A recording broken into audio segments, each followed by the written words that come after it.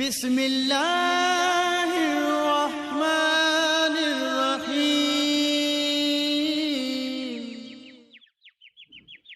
Bismillahirrahmanirrahim. Assalamualaikum warahmatullahi wabarakatuh.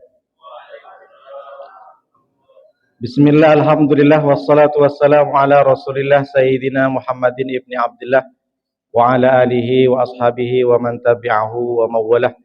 Ashhadu an la ilaha illallah wahdahu la syarikalah wa ashhadu anna sayyidana wa nabiyana Muhammadan abduhu wa rasuluh la nabiyya ba'dah. Allahumma salli wa sallim wa barik ala Sayyidina Muhammad wa ala ali Sayyidina Muhammad.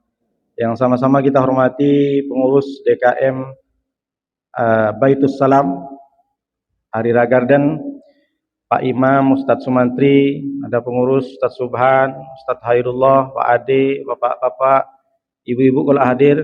Insyaallah yang hadir pada subuh kali ini dimuliakan oleh Allah Subhanahu wa taala. Bersyukur kita kepada Allah dengan ucapan alhamdulillahirabbil alamin bahwa pada hari ini Bapak Ibu kita ini masih diberikan umur yang panjang, sehat, kesempatan yang baik, kemudian keadaan yang baik sehingga kita bisa masih aman-aman saja. Ada orang tidak bisa bedakan umur panjang dengan hidup yang panjang. Makanya kita itu meminta kepada Allah umur yang panjang. Ketika ada orang yang ulang tahun, banyak orang yang bilang barakallahu fi umrik. Jadi meskipun kita ini umat yang paling muda sebenarnya umurnya. Coba kita flashback kembali. Nabi Nuh saja itu 900 tahun. Nabi Adam pun sekitar 1000 berapa. Kita ini umat Nabi Muhammad saja 63. Kita yang masih umur 40, 30, akankah bisa sampai ke 60, 63? Wallahu alam.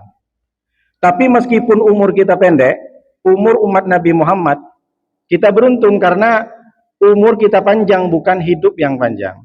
Kalau umur panjang berarti kita ini kegiatannya, keadaannya, kondisinya diisi dengan amal soleh.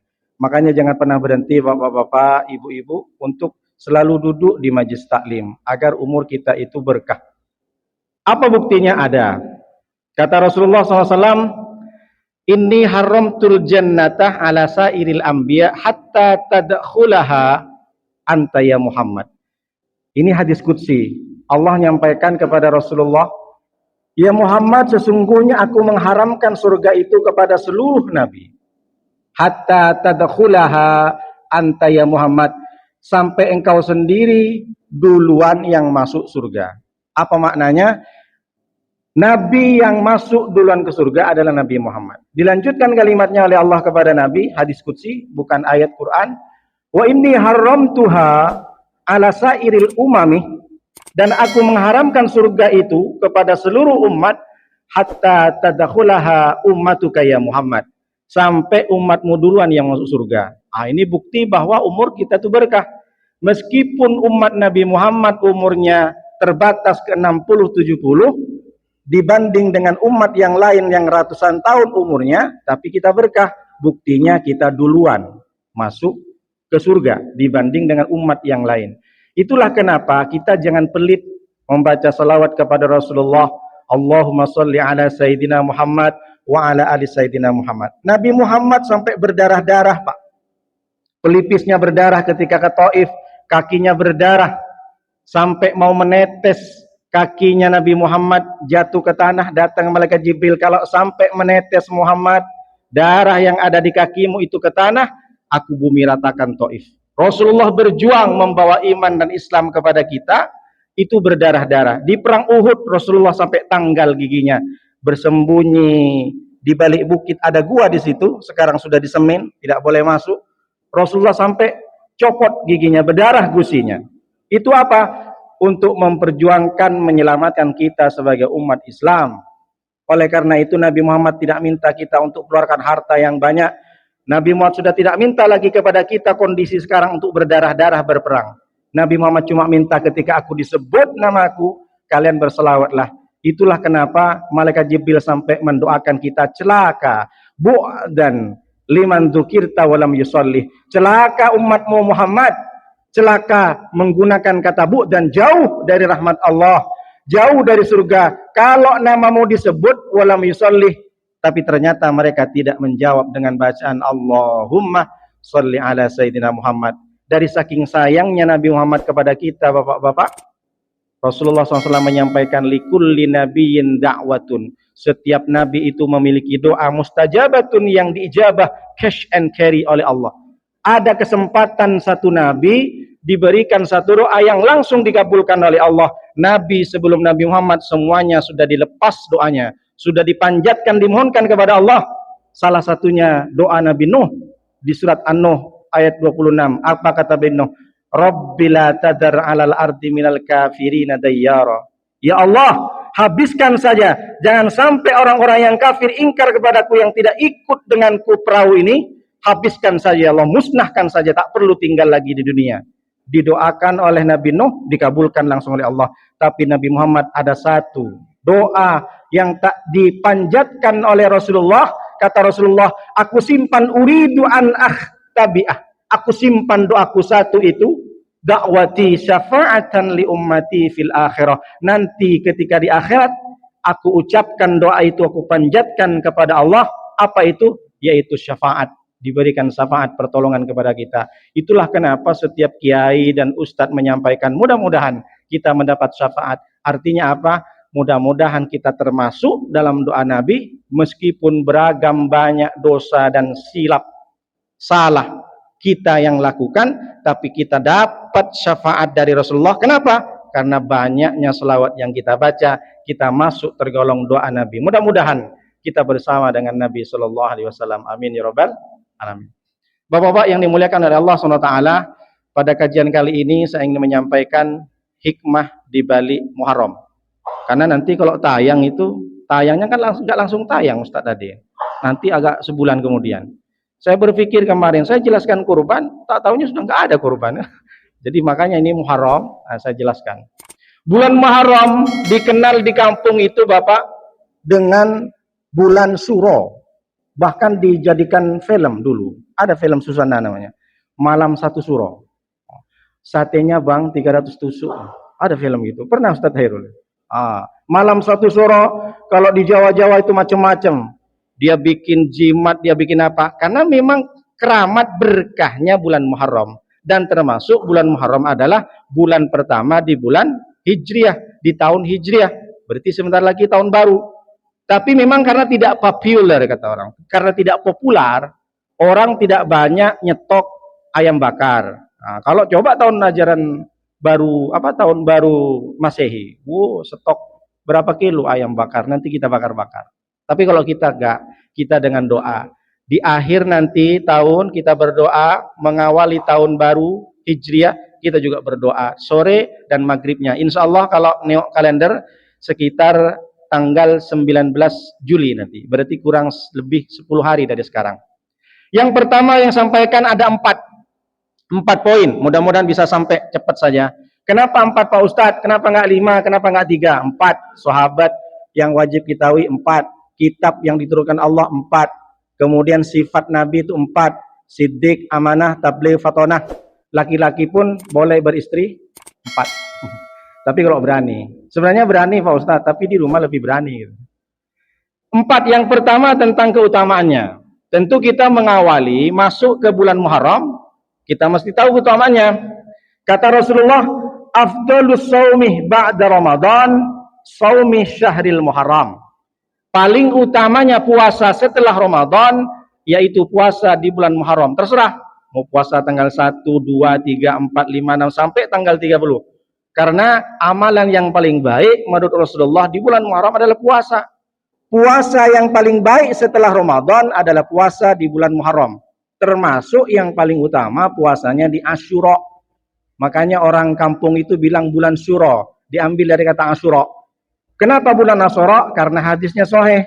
Kata Rasulullah, sumu yauma Asyura, berpuasalah kalian di tanggal 10 di bulan Muharram. Tapi jangan lupa kata Rasulullah, khalifu fihil yahud, bedakan dengan orang Yahudi. Bagaimana caranya untuk bisa membedakan? Sumu qablahu yauman au ba'dahu yauman. Berpuasalah kalian sebelum tanggal 10 atau setelah tanggal 10. berarti tanggal 9 sudah berpuasa, tanggal 10 berpuasa. Atau kalau enggak tanggal 9, tanggal 11-nya. 10 dengan 11. Bahkan dari saking utamanya tanggal 9 namanya tasyu'a. Rasulullah ada hadis, la in bakitu ila qabilin la asuman tasi'ah. Seandainya aku hidup nanti di tahun depan di bulan Muharram, aku sungguh, pakai non taukid, sungguh aku akan berpuasa di tanggal 9. Jadi kita yang masih diberikan kesehatan, nanti siap-siap kalau tak bisa puasa tanggal 1 bulan Muharram, berpuasalah tanggal 9 Tasyu'a atau Asyura. Nawaitu somagadin an yaumi Tasyu'a lillahi ta'ala, sunnatan lillahi. Nawaitu somagadin yauma asyu'an yaumi Asyura sunnatan lillahi ta'ala. Saya berpuasa hari Asyura, hari Tasyu'a, sunnat karena Allah Ta'ala. Dibaca pagi, kalau lupa tidak masalah. Mumpung mati kisah. Karena puasa ini adalah salah satu ibadah yang ada korelasinya dengan kesehatan. Sumu tasiho. Berpuasalah kalian akan sehat. Jadi kalau kita nengok di pasar, ada buah yang segar-segar, itu sebenarnya kenapa segar bisa bertahan sampai seminggu? Mangga, kemarin mangga manis. Rupanya saya tak suudon. Tapi kebanyakan buah-buah yang segar itu saya tak ngejek ya. Mereka pakai pestisida disemprot. Coba kalau kita punya jambu air, mangga di depan, cepat busuk kan? Jadi sudah matang cepat busuk. Tapi kalau di pasar kenapa segar Pak Ustadz? Karena ada indikasi pakai pestisida. Lalu kemudian ada ikan asin. Ikan asin ini dengan ikan segar, lalat lebih suka ke ikan segar. Tapi apa maknanya Pak Ustadz? Orang begitu banyak mengkonsumsi makanan-makanan mengandung kimia, termasuk buah yang mungkin dipestisida. Orang lebih suka makan salai, ikan asin yang sudah 2 tahun umurnya, daripada ikan segar. Memang manusia kan suka. Kebanyakan kita konsumsi seperti itu, maka timbullah molekul-molekul kanker. Nah, kanker yang ada dalam bakteri, virus dalam badan ini disembuhkan dengan puasa. Jadi ada fasting terapi namanya. Dulu ada dokter bilang kalau mau sembuh kankermu stadium 4, maka puasalah. Puasa itu, jadi kalau mereka tidak bilang puasa, tapi diistirahatkan selama seminggu 2 kali.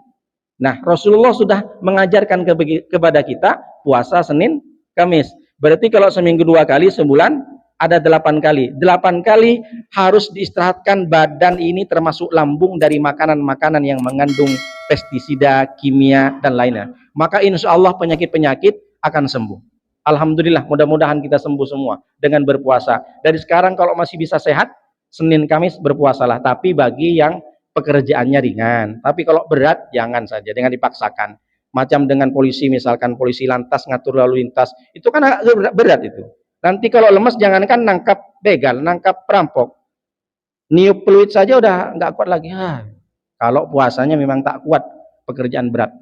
Jadi yang paling utama di bulan Muharram berpuasalah. Kalau yang lain Pak Ustadz, silahkan sedekah, silahkan bertaubat, silahkan ngaji Al-Quran, apa saja. Yang pertama, poin pertama adalah keutamaan di bulan Muharram, yaitu berpuasa dan amal-amal soleh. Lalu yang kedua, ada kejadian-kejadian penting. Tidak disebutkan dalam hadis Nabi, hanya saja kejadian yang penting itu kenapa orang puasa di Asyura. Nabi SAW ketika hijrah ke Madinah, maka Nabi bertemu dengan orang-orang Yahudi. Orang Yahudi di sana tuh ada 3. Ada Yahudi suku Bani Nadir, ada suku Bani Quraidah, ada suku Bani Qainuqa. Jadi Nabi itu berdampingan dengan orang Yahudi. Lalu mereka pada puasa semua pada hari itu. Mahada, what happened? Why are you fasting? Ini kalau bahasa kampung saya. Kenapa kalian puasa hari ini? Hada yaumun adim. Hari ini hari bersejarah Muhammad. Yauma najjallahu Musa wa awraqa Fir'aun. Hari ini dulu Musa diselamatkan dan menenggelamkan Fir'aun. Oh begitu, kata Nabi SAW menjawab. Ana ahakku bi Musa. Aku lebih berhak daripada Musa. Karena kalau Musa itu ada hari ini, dia ikut syariatku. Maka puasalah kalian, Rasulullah menyampaikan kepada sahabat. Tapi ingat, jangan sampai sama dengan Yahudi. Kalau Yahudi puasa hari 10 saja, maka kalian diawali dengan tanggal 9, kalau tak bisa tanggal 11-nya. Itu salah satu kejadian yang sahih. Tapi kalau dalam kitab Nihayatuz Zain, karangan Imam Nawawi Al-Bantani dari Banten, tapi beliau bermukim di Mekah. Apa dalam kitabnya? 10 Muharram ketika Allah menciptakan langit dan bumi, ketika Allah menciptakan Adam, ketika Allah menyelamatkan Nabi Nuh selesai dari banjirnya, ketika Allah menyelamatkan Musa, ketika Allah menyelamatkan Nabi Ibrahim, ketika Allah menyelamatkan Nabi Yunus dari ikan paus. Semua kejadian-kejadian besar, termasuk kejadian Nabi Ayub sembuh dari penyakitnya di tanggal 10 Muharram. Itu dalam kitab Nihayatuz Zin, karangan Imam Nawawi Al-Bantani. Tapi kalau tidak di hadis tidak ada. Nah, apa maknanya? Banyak orang kalau di kampung ketika bulan Suro, Muharram, orang bikin apa itu Pak namanya? Jenang suro, bubur suro. Kalau di kampung saya itu bahasa Maduranya tacin sorak. Jadi buat bubur, kemudian dikasih telur disuir-suir, sama ayam disuir, diantar. Kalau di Batam tidak budaya, tidak tradisi. Nah ini kata Imam Nawawi, karena bertendensi, berorientasi kepada Nabi Nuh. Nabi Nuh selesai perahunya, siap berlabuh, Nabi Nuh suruh kumpulkan kepada umatnya pada waktu itu, kumpulkan kacang-kacangan, kumpulkan beras, nanti kita masak. Jadi ketika selesai banjir itu, banjir bah selesai, maka umat Nabi Nuh yang ikut Nabi Nuh itu masak besar. Itulah kenapa asal muasalnya ada istilah rewang kalau sekarang. Jadi masak besar pertama kali itu zaman Nabi Nuh. Itulah kenapa orang bikin bubur yang dikasih telur diantar. Itu namanya bubur suro. Ada kan Pak ya? Pernah dengar kan di kampung? Tapi itu bukan hadis Nabi. Tak apa-apa Pak Ustadz, itu kan bid'ah. Memang bid'ah, tapi tak apa-apa. Niatkan bukan karena ingin ikut Nabi Nuh atau ikut siapa, tapi sedekah. Karena kita di bulan Muharram, bulan yang dimuliakan Allah, banyak sedekah. Jadi niatnya sedekah, bukan karena membesar-besarkan tradisi. Tapi kalau di Batam tidak ada. Tapi ada sebagian. Di kompleks saya itu yang masih melestarikan buat bubur sorah, apa surah, ya? Bubur surah namanya. Diantar ke tetangga-tetangga. Lalu kemudian kejadiannya itu setelah disampaikan oleh Imam Nawawi Al-Bantani bahwa semua kejadian di 10 Muharram adalah hari besar, tentu semuanya adalah berkah dan keselamatan. Makanya rugi bagi orang yang tidak berpuasa, karena ini momennya kan momen tahun Hijriah, tahun baru Islam. Kata Sayyidina Ali, "Mangkana yaumuhu khairan min amsihi fahuwa rabihun." Barang siapa yang hari ini lebih baik daripada hari kemarin, maka sungguh dia orang yang beruntung. Wa man kana yaumuhu misla amsihi fahuwa mabunun. Tapi kalau orang hari ini, tahun kemarin 1444 dia baik, tahun 1445 tetap baik, sama saja, tidak ada peningkatan, tidak ada perubahan, maka sungguh dia rugi. Yang paling parah kata Sayyidina Ali, man kana yaumuhu syarran min amsihi fahuwa mal'unun. Siapa yang di tahun sebelumnya baik, lalu kemudian di tahun berikutnya lebih buruk daripada hari sebelumnya, maka sungguh dia adalah laknat. Berarti kita ini di tahun ajaran baru, di tahun baru Islam, mesti kita harus perbaiki. Yang sudah baik harus lebih baik, yang lebih baik haruslah terbaik. Kalau tak baik, maka berubahlah. Itulah kenapa penetapan, poin yang ketiga, penetapan asal usul dari tahun baru Islam bukan ditetapkan ketika turunnya Al-Quran, ketika Nabi Muhammad lahir. Jadi satu ketika gubernur namanya Abu Musa Al-Ash'ari. Beliau kalau di zaman Nabi menjadi gubernur di Yaman. Ketika Sayyidina Umar bin Khattab, Rasulullah SAW itu sudah meninggal, Abu Musa Al-Ash'ari ini menjadi gubernur di Basrah, kalau sekarang Irak. Jadi ceritanya penetapan tahun baru Islam itu Pak, bukan dari ketika Nabi menjadi Nabi, mendapat wahyu. Nabi SAW 13 tahun tinggal di Mekah, belum ada kalender. Makanya Nabi Muhammad lahirnya tahun gajah.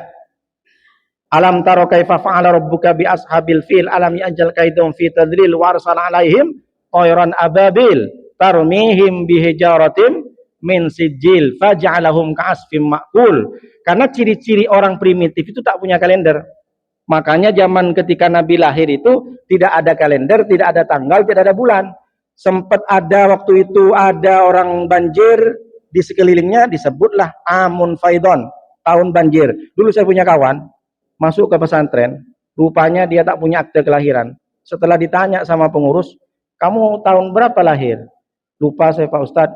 "Kok bisa lupa?" "Kata mamamu." "Cuma kata mama dulu Pak Ustadz saya lahir pas kebetulan pohon kelapa di belakang rumah kena petir Pak Ustadz.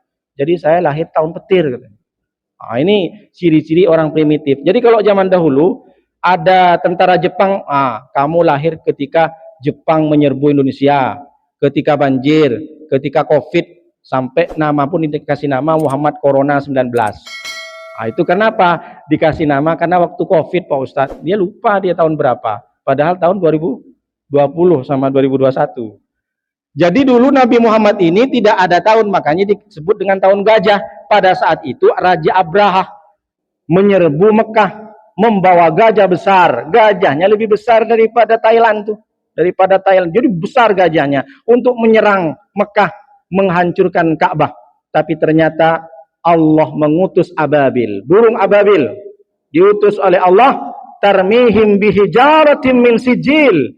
Burung ababil itu melempar batu. Tapi kata Syekh Abduh, itu dikatakan dalam tafsir Al-Manar, sebenarnya bukan batu panas dari neraka. Batu itu seperti tanah liat yang di dalamnya mengandung virus penyakit cacar. Makanya kasfim makul, ketika batu kena ke serdadu prajurit Abraha, dia langsung seperti asfim makul, seperti daun yang dimakan ulat. Bagaimana Pak? Bolong-bolong. Kalau daun dimakan ulat kan bolong-bolong. Jadi dia nempel ke badan serdadu Abraha, dia langsung jadi cacar, ada nanah, ada darah. Tapi Allah alam, yang penting kan intinya mereka mampus semua, kan begitulah. Jadi orang-orang yang menyerang Ka'bah itu mampus semua. Tapi orang baik mampus juga Pak Ustadz, kan beda. Kalau orang jahat mampus itu kan tak diingat, tak dikenang namanya. Bahkan orang jahat seperti Abu Jahal, tak ada orang yang memakai namanya.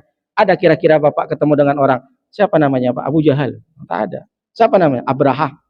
Siapa namamu? Korun Pak Ustadz. Muhammad Korun. Mana ada, tak bisa gitu. Jadi kalau orang baik dikenang meskipun sama-sama mati. Karena baik dan jahat tetap mati semua. Nah itulah kenapa dinamakan tahun gajah. Nah maka Sayyidina Umar karena dengar dari Abu Musa, ya Umar, kalau kita tak punya kalender malu sama Raja Romawi. Masa saya jadi gubernur nulis surat tak ada tanggal di atas, sementara mereka mereka sudah menggunakan kalender Gregorian namanya. Jadi bukan Masehi. Karena dulu waktu itu kalender itu dibuat Julian, Kaisar Julian dibawa ke Vatikan. Vatikan ini kan negara di dalam negara, dia kecil. Vatikan sampai sekarang, dia negara di dalam negara Italia. Dibawa waktu itu pendetanya Gregorius, maka dinamakan Gregorian kalender. Jadi kalau Bapak Ibu ketik di Google tuh kalender Masehi tak ada, yang ada Gregorian kalender. Jadi Januari sampai ke Desember tuh namanya Gregorian. Cuma karena sudah populer, sudah salah, tapi populer tak masalah. Banyak hal-hal populer tapi salah, seperti contoh Mabruk, Alfa Mabruk, sebenarnya bukan Mabruk, Mubarak, karena diambil dari kata baraka yubariku, Mubarak. Tapi karena sudah populer, tak masalah. Sama dengan mohon maaf lahir batin. Padahal bukan lahir. Mohon maaf zahir dan batin. Tapi kalau ada orang bilang, mohon maaf zahir batin, diketawain, apa zahir-zahir kamu? Sok-sok Arab aja. Nah, tapi karena sudah populer, lahir batin, tak masalah. Lanjut aja, tak apa-apa. Jadi, dulu ketika Rasulullah itu 13 tahun di Mekah, tak ada kalender. Sampai Rasulullah pindah ke Madinah, tak ada kalender. Menjabat presiden Rasulullah di Madinah 10 tahun. Lalu kemudian diganti Abu Bakar 2 tahun, tidak ada kalender. Diganti Sayyidina Umar 5 tahun, tak ada kalender. Dari mulai Mekah Nabi jadi Nabi sampai ke Sayyidina Umar jadi khalifah, jadi presiden, berarti sekitar 30 tahun belum ada kalender. Lalu kemudian datanglah Abu Musa al-Asy'ari itu, akhirnya Sayyidina Umar, meskipun dia itu adalah presiden, meskipun dia itu berani, meskipun ditakuti, dari saking beraninya Sayyidina Umar Pak, setan ini takut. Kata Rasulullah, wallahi nafsi biyadihi, alladzi nafsi biyadi, demi Allah yang aku dalam genggaman Allah. Sampai bersumpah Nabi, malakita kasyaitanu qattuh salikan fajjan illa salakah fajjan ghaira fajjika. Ya Umar, seandainya ada setan nengok kamu jalan di satu tempat itu, maka dia akan berpaling dari jalan yang kamu lalui dari saking takutnya. Jadi misalkan Sayyidina Umar datang dari bandara, mau ke SMA 3 misalkan. Jadi lewat sini, lewat Simpang Nongsa ini. Sampai berarti kan otomatis lewat depan Bayangkara nih. Setan tahu Sayyidina Umar lewat Bayangkara, dia ke Sukupang dulu dia. Tak boleh. Padahal dia mau ke SMA 3, ke Sukabang dulu sampai Sayyidina Umar tuh betul-betul sampai ke tempatnya. Nah, setan tuh takut. Kalau kita kan satu jalur sama setan. Kalau Sayyidina Umar ya jangan salah. Bukan kita lah, saya lah. Kalau bapak enggak lah takut juga. Kenapa? Sayyidina Umar ini nampak setan. Kalau kita yang ditampak setan. Ini makanan baik ini. Kita goda katanya. Lagi emosi dia, goda kita biar dia mencaci maki. Sebentar lagi pilkada kan, memang tak mencaci maki mulutnya, tangannya komen di netizen. Setan senang, it's my brother katanya. Makanya tahan, bapak-bapak kalau mau dukung si A, si B, si C, tahan tangannya biar tidak luntur amalan-amalan kita. Jadi Sayyidina Umar kumpulkan kibarus sahabah, para petinggi-petinggi sahabat untuk menentukan kalender tahun baru Islam. Maka setelah kumpul semuanya, orang-orang pintar sahabat, ayo, kapan kita tentukan tahun baru Islam? Ada yang usul, ya Umar, penentuan tahun baru Islam kita tentukan mulai dari Nabi lahir. Yang lain berdebat, tak terima, tak bisa. Nabi Muhammad ketika lahir, semua penduduk Mekah jahat, berzina, membunuh, maksiat, minum khamar dan sebagainya, tak bisa. Kalau begitu ketika Nabi Muhammad remaja, tak bisa juga. Nabi Muhammad ketika remaja dia baik sendiri, belum nyuruh ke orang, tak bisa. Nabi Muhammad dulu itu kan sebelum Nabi kan dipuji-puji. Kamu jujur Muhammad, kamu baik Muhammad, luar biasa. Tapi ketika sudah dapat wahyu, dia ngajak ke orang, barulah dibenci. Sama dengan kita. Kita kalau sama kawan kita yang tak pernah sholat, kita nengok nongkrong, main apa game segala macam, santai. Tapi ketika kita nyuruh kawan kita, bro, ayolah berjemaah ke masjid itu salam sedikit. Soleh kamu tuh, macam betul aja kamu, mentang-mentang ikut kajian. Itulah juga ujian bagi kita. Kalau kita tak pernah negur kawan kita yang bermaksiat, friend. Tapi kalau kita negur orang, kamu salah, tak boleh pacaran, dikira kita itu sok alim, sok soleh. Begitu juga yang dialami Nabi. Ketika belum diangkat Nabi Muhammad ini jujur, baik segala macam. Tapi ketika Nabi Muhammad bilang, saya sudah dapat wahyu, saya adalah Nabi, langsung dilempar sama Abu Jahal, sama Abu Lahab. Tabban laka ya Muhammad, celaka kau Muhammad. Itulah turun tabbat yada abi lahabi wa tab. Karena dia ngomong tabban laka ya Muhammad, celaka kau Muhammad. Dulu aku yang cebokin ku, mentang-mentang aku Nabi. Macam betul aja kan begitu. Begitu juga kita Pak. Kalau kita ngajak orang, kita dibenci. Ayolah ke masjid, ayolah ngaji, dibenci kita. Tapi kalau kita jabanin, orang ngerokok lanjut, minum lanjut, senang dia, friend. Bagi orang yang tidak ada hidayah dalam hatinya, maka tak boleh. Setelah itu kalau begitu kita tentukan tahun baru Islam mulai turunnya Al-Quran. Tak bisa. Ketika wahyu turun ke Nabi Muhammad, orang masih semuanya jahat, masih belum ada perubahan. Akhirnya datanglah Sayyidina Ali. Ini ikhtilaf. Ada yang bilang Sayyidina Ali, ada yang bilang Sayyidina Umar sendiri. Kita ambil yang Sayyidina Umar. Kata Sayyidina Umar, kalau begitu tahun baru Islam ini kita mulai dari hijrahnya Nabi dari Mekah ke Madinah. Barulah sepakat semua. Kalau begitu bagus. Karena kata Sayyidina Umar, kenapa mesti harus hijrah? Al-hijratu farraqat bainal haqqi wal batil. Karena hijrah itu kita bisa nengok umat pada waktu itu, sahabat-sahabat Nabi bisa nampak mana yang baik, mana yang batil. Kejadian hijrah dari Nabi Mekah ke Madinah, nampaklah sahabat mana yang ikhlas berjuang dengan Nabi atau tidak. Itulah kenapa Sayyidina Umar meriwayatkan hadis yang populer. Hadis ini adalah riwayat dari Imam Bukhari. Apa kata Nabi Muhammad? Rasulullah menyampaikan, innamal a'malu binniyat wa innamal likulli imrin ma nawa. Faman kanat hijratuhu ila Allah wa rasulihi fa hijratuhu ila Allah wa rasulihi. Wa man kanat hijratuhu lidunya yusibuha aw imra'atin yankihuha fa hijratuhu ila ma hajara ilaih. Rawahul Bukhari. Hadisnya populer, agak panjang. Sesungguhnya nih amal itu tergantung niat. Setiap orang mendapatkan pahala sebagaimana dia niatkan. Meskipun dia sholat, meskipun puasa, meskipun umroh, kalau niatnya bukan karena Allah, dia dapat segitu. Kalau niatnya hanya rekreasi ke Mekah, ke Madinah, dapatnya pahala rekreasi ke Mekah. Tapi dia menggugurkan kesunatan dan kewajibannya haji. Barang siapa, kata Rasulullah, yang hijrahnya karena mengambil ridho Allah, mencari ridho Allah, maka dia dapat ridho Allah. Tapi dulu ketika hijrah, ada orang sahabat Nabi yang bersama Nabi pergi ke Madinah, macam-macam niatnya. bukan karena menegakkan agama Islam, bukan karena Nabi Muhammad dan Allah. Mereka ada yang bilang mau hijrah ke Madinah karena mau berbisnis. Di Madinah nyampaknya belum ada jual baju. Aku ke Madinah ikut Rasulullah mau jual baju. Ada juga yang karena perempuan, kayaknya jodohku ada di Madinah. Aku pergi ke Madinah bersama Rasulullah, hijrah aku dari Mekah karena ada perempuan yang aku nikahin. Maka dia tidak dapat pahala hijrahnya. Dia dapat perempuannya saja, tapi pahala tak ada. Maka kata Sayyidina Umar, penentuan tahun baru Islam itu ditentukan ketika hijrah.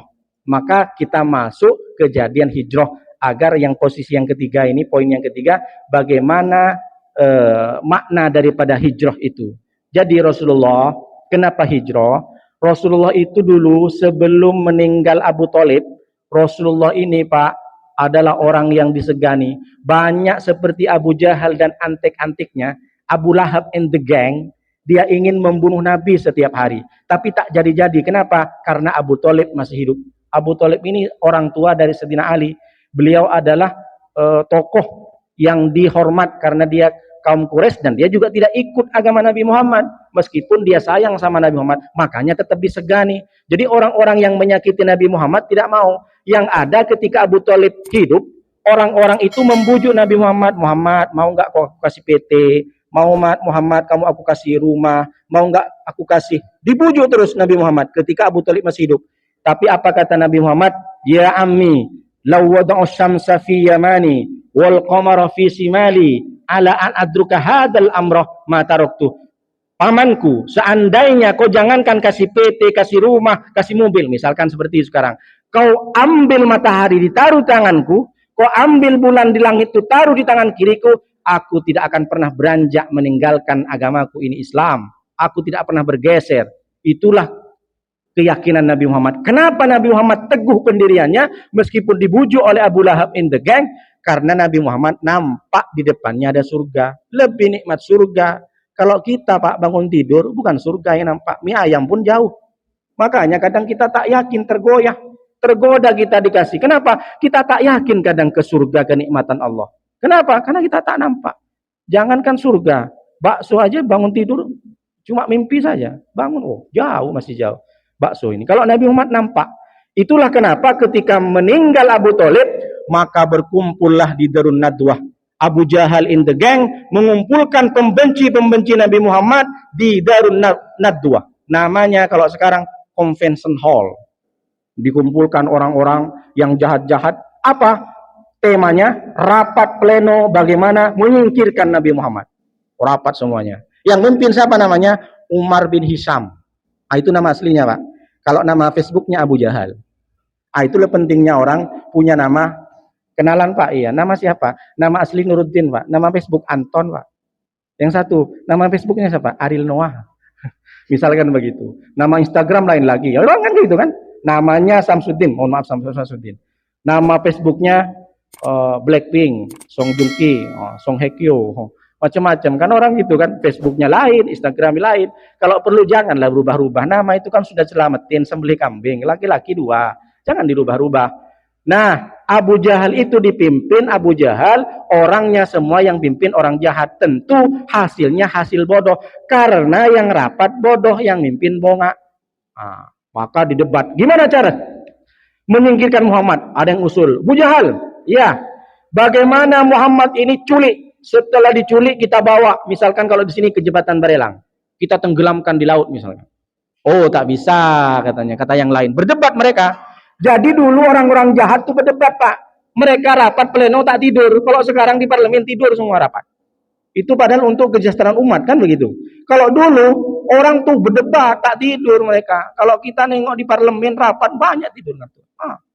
Kalau dulu Pak semangat mereka. Tak bisa. Jadi gini aja, itu butuh biaya banyak tuh. Nanti kalau datang orang-orang yang dukung Muhammad habis kita dibalas. Usul yang satu, gimana kita bikin kurungan besar, ditaruh di samping Ka'bah, Muhammad masukin ke dalam. Jangan kasih minum, jangan kasih makan, biar mampus dia, kata orang. Tak bisa. Nanti kalau ditaruh di Ka'bah, nampak Muhammad keturunan Ismail, nanti datang Bani Ibrahim dan Bani Ismail, mati kita. Usul yang satu. Oke, kalau begitu, usul yang lain. Rapat plenonya hari Kamis sore. sampai mau maghrib, dari mulai jam 3, anggaplah seperti itu. Tapi dikatakan dalam kitab itu sore, hari Kamis sore. Kalau begitu kita utus satu pemuda yang gagah berani untuk bunuh Muhammad. Oh, langsung mikir Abu Jahal, namanya orang mindsetnya ini kan kotor, otak setan, berarti mindsetnya otak-otak setan. Oh, datang, tak bisa, jangan sendirian bunuh Muhammad, kita utus setiap suku ada satu pemuda. Misalkan kalau di Batam setiap kelurahan satu pemuda, maka berapa banyak kelurahan di Batam? Jadi berapa banyak suku di Mekah? Satu suku satu pemuda, kita utus untuk bunuh Muhammad. Oh, akhirnya sepakat, siap. Karena kalau banyak yang bunuh, nanti kita tak ketahuan, nanti tak bisa balas. Oh, siapa yang bunuh? Karena banyak. Setiap suku ada satu pemuda. Oke, ketok palu, set. Sore, kapan kita eksekusi? Nanti malam Jumat. Jam berapa? Jam 2 malam. Oh, siap.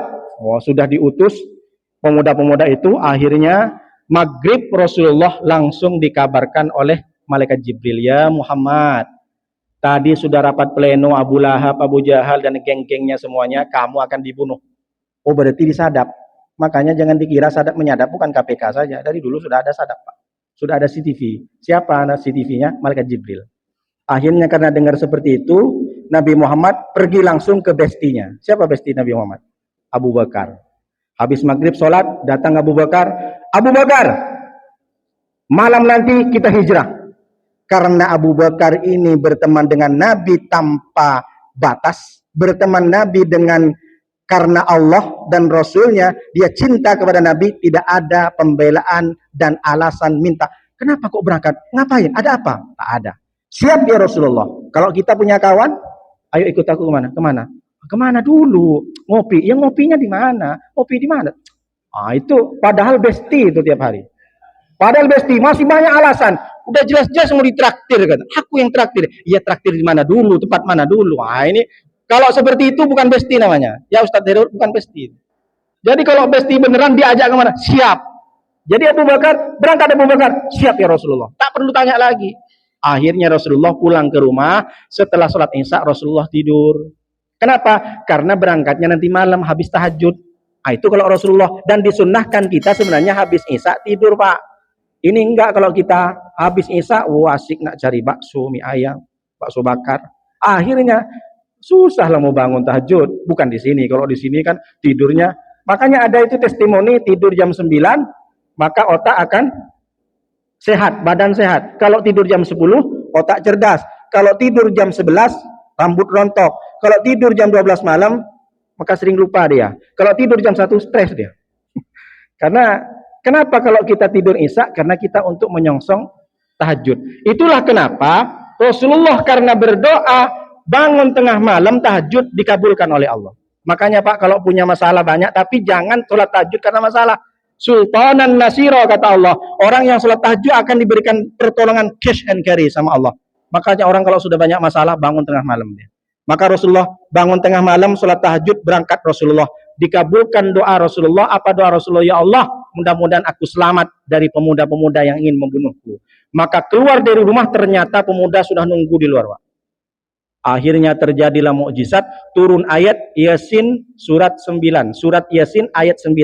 Wa ja'alna min baini aydihim sadda wa min khalfihim sadda fa arsaynahum fahum la yubsirun.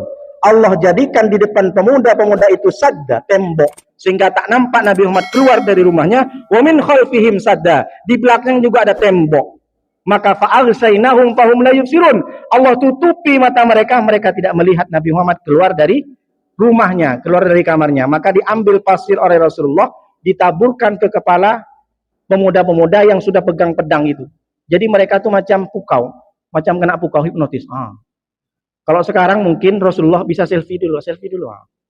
Ada film-film The Flash itu, dia macet gini. Jadi macam macet gini. Akhirnya Rasulullah sudah berlalu, maka merasakan nih, kok banyak pasir. Setelah selesai, akhirnya masuk mereka pemuda-pemuda itu. Ternyata di dalam bukan Rasulullah. Ternyata di dalam yang tidur Sayyidina Ali. Jangan tebas dulu lehernya, buka dulu mukanya biar nampak kita muka Muhammad. Dibuka Sayyidina Ali, mak ngeri kali. Kenapa kau di sini? Suka-suka aku lah, ngapain kau ke sini kata Sayyidina Ali. Begitulah kira-kira. Tapi ini ayat mukjizat untuk Rasulullah. Jangan pula dipakai bapak. bapak tak pakai SIM, naik motor, sap, ketemu sama polisi, waji'alna min baini aydihim sadda wa min khalfihim sadda fa'alsainahum fahum la yusirun. Aku dah hafal kata polisi itu. Lagian aku dah haji 3 kali, tak mempan sama aku. Kok tahu polisi? Tak mempan Pak Ustadz. Itu bukan mantra. Ayat itu untuk Rasulullah, bukan untuk kita.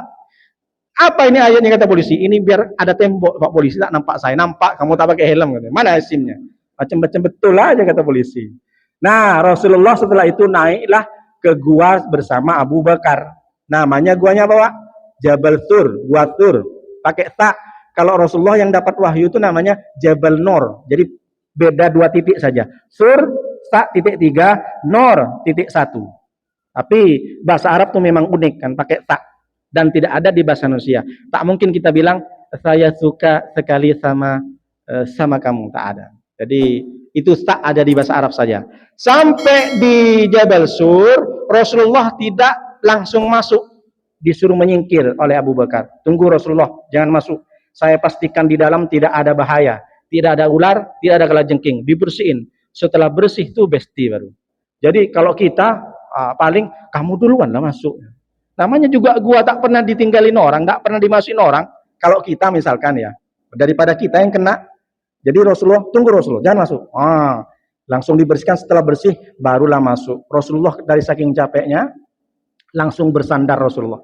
Bersandar begini karena capek, ngantuk. Sandarannya bukan kayak tiang ini Pak, sambil ngantuk gini Rasulullah. Jadi kalau ada orang-orang yang ikut pengajian tiba-tiba nyandar ke tiang ngantuk, itu berarti ikut sunnah Rasulullah, masuk ke Jabal Sur. Mohon maaf Pak. Bersandar begini, Abu Bakar juga bersandar karena sudah capek Rasulullah. Tidurlah Rasulullah di pahanya bestinya. Ini besti betul.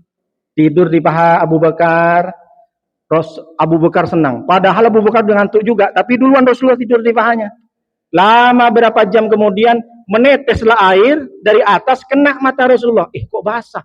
Mana bisa hujan masuk? Apa ini Abu Bakar? Kok basah menetes air? Air mata saya ya Rasulullah. Loh, kenapa? Menangis kamu? Kenapa? Karena meninggalkan keluargamu, karena meninggalkan anakmu, meninggalkan istrimu. Kamu tak rela ikut? Bukan itu ya Rasulullah. Sudah berjam-jam kaki saya kena sengat ular ya Rasulullah. Tak tahan dari tadi ya Rasulullah. Oh begitu. Itulah hebatnya Abu Bakar. Digigit sama ular yang berbisa, dia tidak pindah Pak.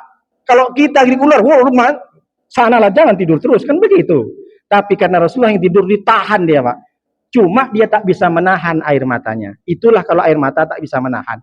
Sekarang banyak perempuan-perempuan bisa menahan air matanya ketika suaminya meninggal. Ibu kenapa tak bisa nangis padahal bapak meninggal? Enggaklah, nanti kan aku dapat sertifikat tanah katanya. Oh itu rupanya. Nanti kan aku bisa nikah lagi, makanya tak nangis-nangis. Ada juga yang mahasiswa kalau di kampus-kampus tak bisa menahan air mata. Saya kira punya masalah. Kenapa kau nangis? Ini Pak Ustadz, WhatsApp tak dibalas sama dia katanya. Itu kenapa tak dibalas? Padahal centang biru 2 Pak Ustadz. Kalau centang 1 berarti tak aktif. Ini centang biru dibaca aja Pak Ustadz. Jadi sekarang mahasiswa, anak muda nangis karena tak dibalas sama kawannya. Kawannya cewek kebetulan. Itu bagaimana bisa menghadapi Israel coba? Pemuda-pemuda sekarang. Cemen sekarang muda. Tapi bukan di sini, muda jauh di sana. Jadi setelah itu Rasulullah setelah di Jabal Sur 3 hari 3 malam Pak. Bermalam. Pertanyaannya, makan apa Rasulullah? Ini perlu dipertanyakan. Malam Jumat Rasulullah di Jabal Sur, malam Sabtu, malam Minggu, 3 hari Rasulullah. Kenapa Rasulullah mesti 3 hari di gua? Ini siasat, taktik. Kalau Rasulullah langsung pergi ke hijrah ke Madinah, dikejar nanti. Maka dia berdiam dulu. Akhirnya ketika Abu Jahal dan the gang mengejar Rasulullah, tak ada jejaknya. Tidak ada, karena Rasulullah bukan langsung ke Madinah. Dia sembunyi dulu. Jadi sembunyi bukan karena takut. Lagian kenapa Rasulullah tak minta sama Allah? Ya Allah, pindahkan saja langsung ke Yasrib. Dulu Madinah kan namanya Yasrib.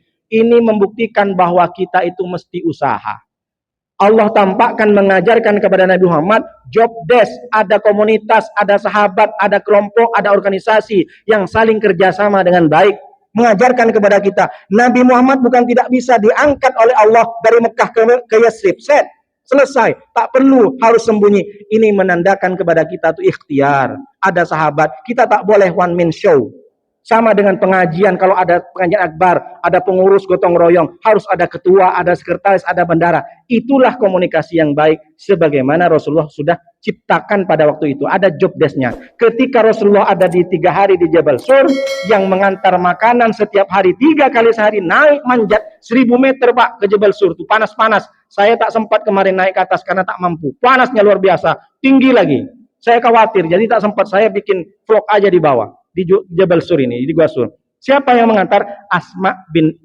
Binti Abu Bakar. Asma binti Abu Bakar mengantar makanan. Jangan dikira perempuan zaman dahulu tidak kuat.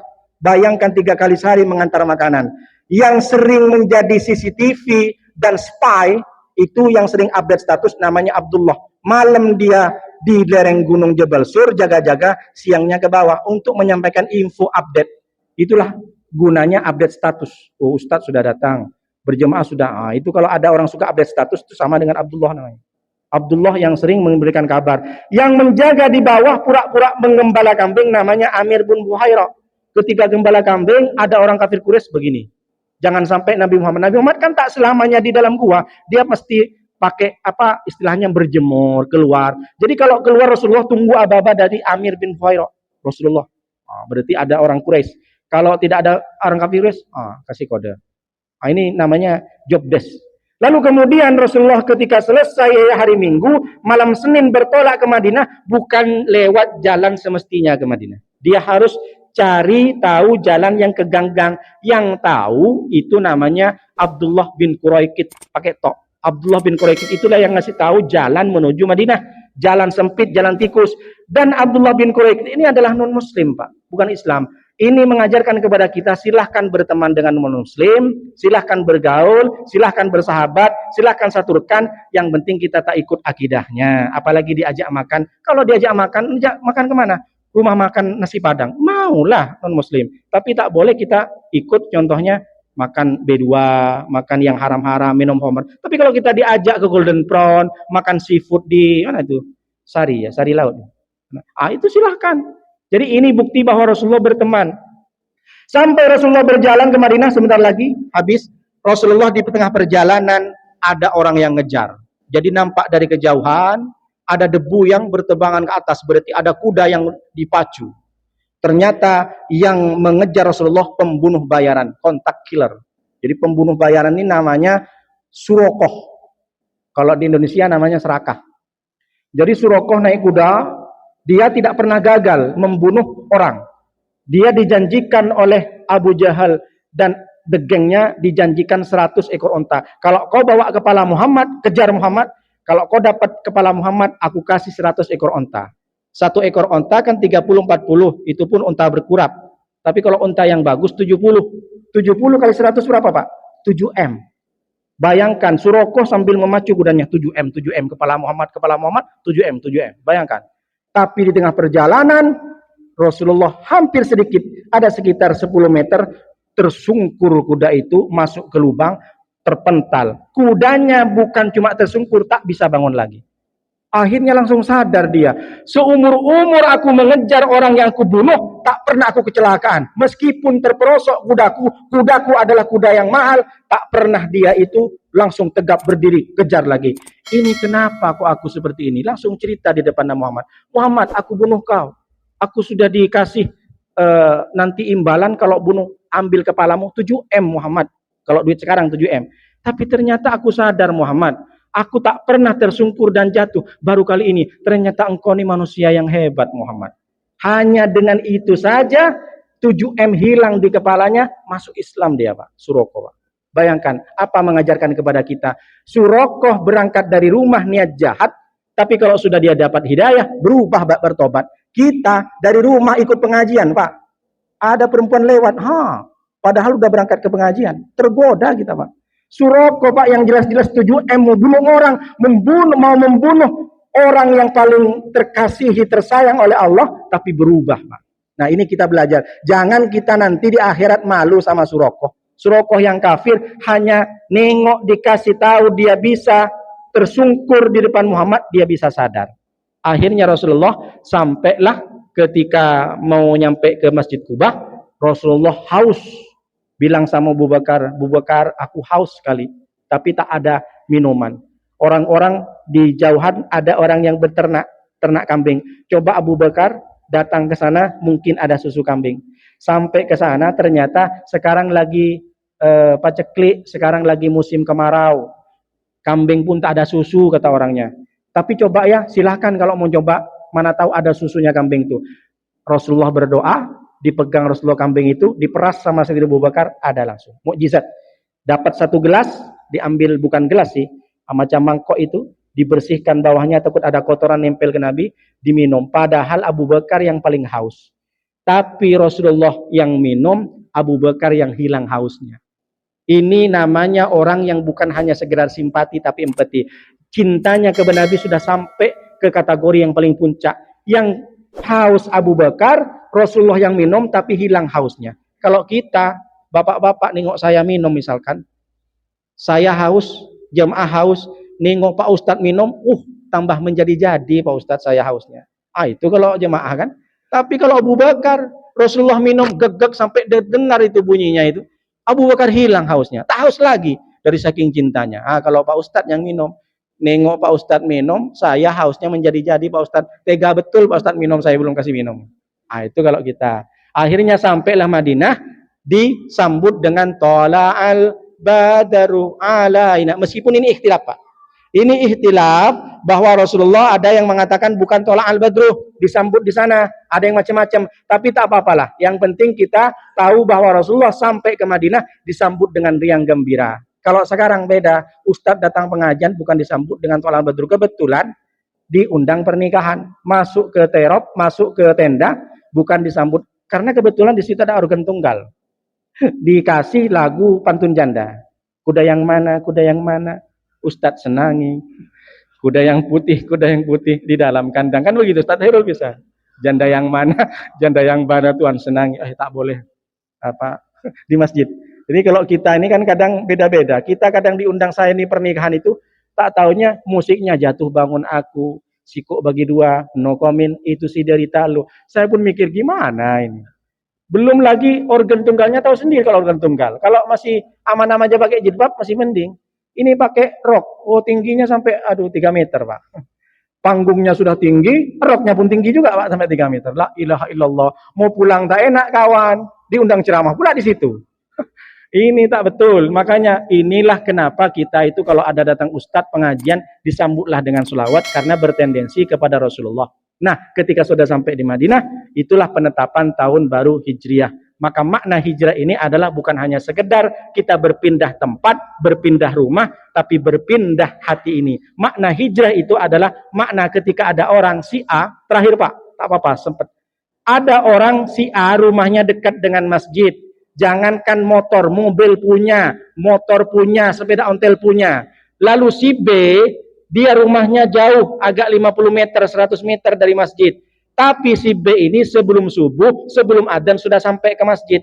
Jangankan mobil Pak, sepeda ontel tak punya. Yang si B rumahnya jauh dari masjid. Nah sementara si A ini fasilitas lengkap. Dia jarang-jarang berjemaah. Nah akhirnya setelah dia mikir, saya deket rumah. Si B itu jauh dari rumah. Si A ini memang kadang-kadang ke masjid. Karena meskipun kadang-kadang karena merasa dekat, masbuk terus dia Pak. Setelah 2 rakaat baru datang ke masjid. Padahal si B ini jauh 100 meter. Sebelum adzan sudah sampai Pak. Luar biasa. Maka si A itu mikir, bagaimana aku kok kalah sama si B? Sementara aku sudah didekatkan di masjid, berarti Allah bukan tak sengaja. Aku didekatkan dengan surga. Ini kan jalan surgamu. Akhirnya dia mikir si A, kenapa aku kalah sama orang? Jangankan dia mobil, motor tak punya. Tapi kenapa dia bisa awal datang ke masjid? Akhirnya setelah mikir si A ini, aku tak boleh kalah. Besoknya dia berubah Pak. Dia berubah, dia harus lebih dulu daripada si B yang tak punya motor, rumahnya jauh 100 meter. Maka si A ketika berubah dia, yang dulunya masbuk, sekarang sudah sebelum adzan nyampe ke sini mengalahkan si B, itulah hijrah Pak. Jadi hijrah itu maknanya kepada kita bukan hanya sekedar berpindah dari Jawa ke Batam, dari Riau ke Batam, dari Jogja ke Batam, dari Jakarta ke Batam, tidak.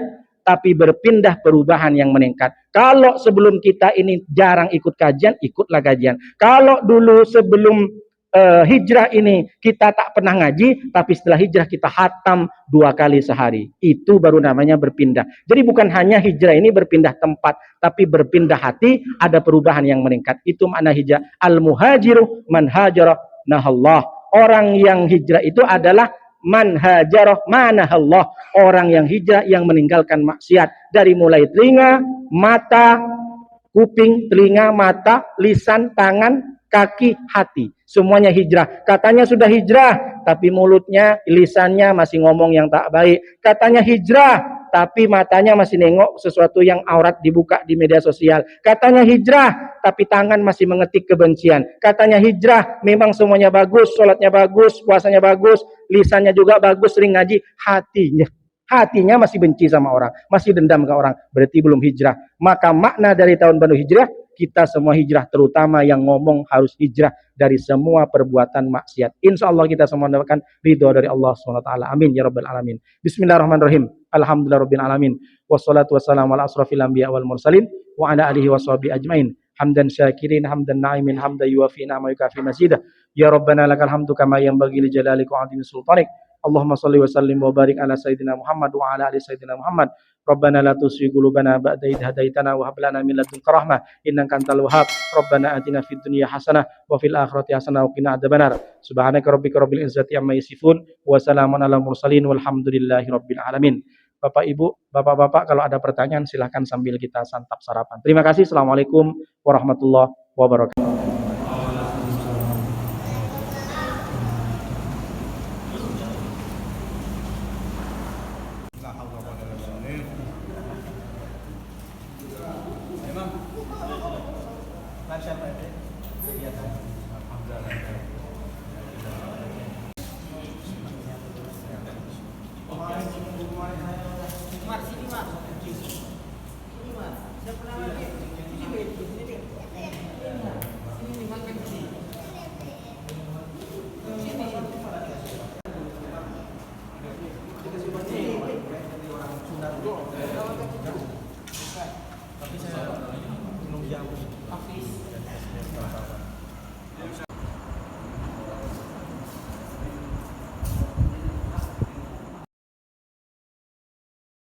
Sadaqallahul azim.